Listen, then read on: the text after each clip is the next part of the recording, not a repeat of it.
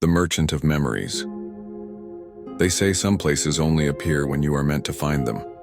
That night I wandered through the city with no destination, just following the pull of my own restlessness.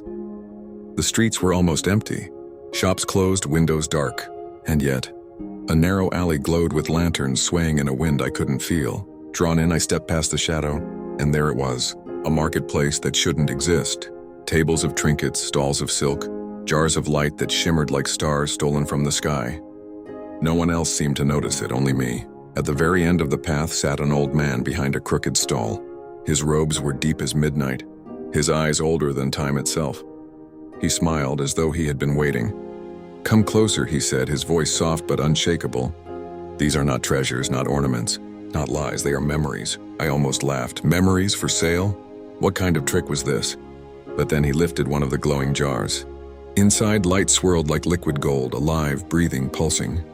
"Not just your memories," he whispered, "but the lives you have lived before." My heart stumbled. A strange ache stirred in me, one I couldn't explain. And then he leaned forward. "This one belongs to you." The jar burned faintly in his hand as though it recognized me. I should have walked away. I should have turned back. But instead, I reached out. And the moment my fingers touched the glass, the world around me shattered into light. I was standing barefoot on a beach. The horizon burned gold. The waves roared like they knew my name. And then I saw him. A man running toward me, his eyes lit with recognition. As if he had been waiting centuries for this very moment. He reached for my hand and I knew him. Not his name, not his face, but his soul. We laughed like we had always known each other. We kissed like the world was ending. It wasn't just a vision. It wasn't a dream, it was a memory. One I had buried in another lifetime. And then, just as quickly, he was ripped away. The waves swallowed his voice. The horizon turned black and I was back in the marketplace, trembling. The merchant only smiled. "You found him," he said, "the one who follows you through every life." I asked him, "Where is he now?" But the old man only shook his head. "That you must discover yourself." Days passed, but I was not the same. Everywhere I went, I searched. In the faces of strangers, in the echoes of voices. At night, I dreamed of him. The beach, the waves. His touch, I couldn't stay away. I returned to the market and the merchant was waiting. "You are restless," he said. "Another memory will only deepen the ache." "Please," I whispered, "show me." He handed me a second jar. This one burned blue, trembling in my hands. I opened it and the world shifted again. This time I wore a gown heavy with jewels. Torches burned around me and he was there, my love. Not on a beach, but in a palace. He bowed before me, whispering words no history book had kept alive. But I knew them. We will always find each other. In every life, in every form. The memory faded, leaving me gasping. And still the merchant only watched. "Do you see now?" he asked. "This is no illusion. This is the promise you two made long ago." "But where is he now?" I begged. The merchant's gaze sharpened. "Closer than you think. But remember, love across lifetimes carries both blessing and burden. Every soul reunion is tested." The days grew heavier. Every glance from a stranger made my heart race. Every brush of a hand felt like destiny. And then, I saw him on a train. Just a man reading quietly.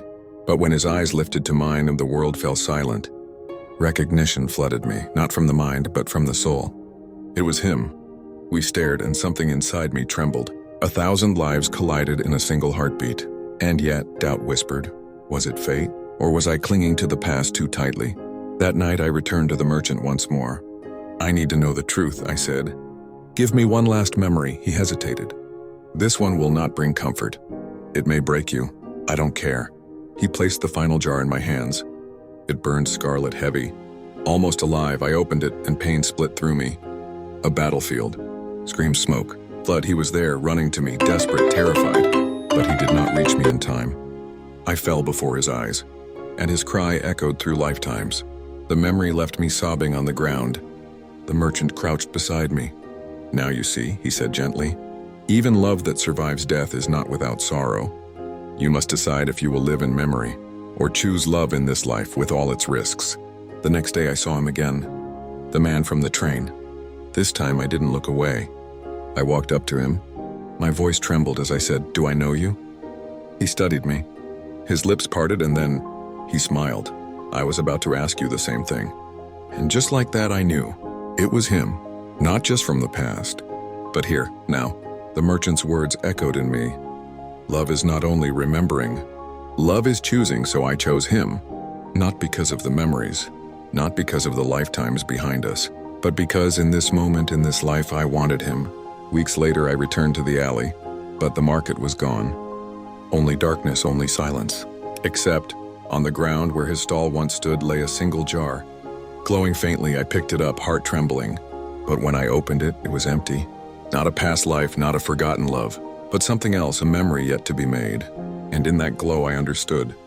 The greatest memory was the one we were about to create.